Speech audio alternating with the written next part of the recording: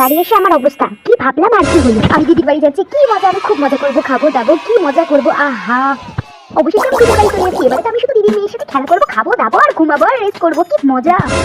উফ, এবার আমি একটু ফ্রেশ হয়ে নিলাম, এবারে তো আমি শান্তি করে মজায় থাকবো। কিষণ, কি? আমার ঘরটা একটু ঝাড় দিয়ে দে তো। ঠিক আছে, যাচ্ছি। দূর প্যান ভাল লাগে না, ভাবলাম একটু মজা করবো, আমার ছুটি কাটাতে যাবো, শান্তিতে থাকবো, এখানে এসেও আমাকে কাজ করাচ্ছে। উফ বাবা, আমার আর ভাল লাগে না, তুই এবার শান্তিতে। এই তো কিষণ শোন, আবার কি হলো? তোর বন্ধুর জামাগুলো একটু ওয়াশিং মেশিনে দিয়ে কেচে দে তো।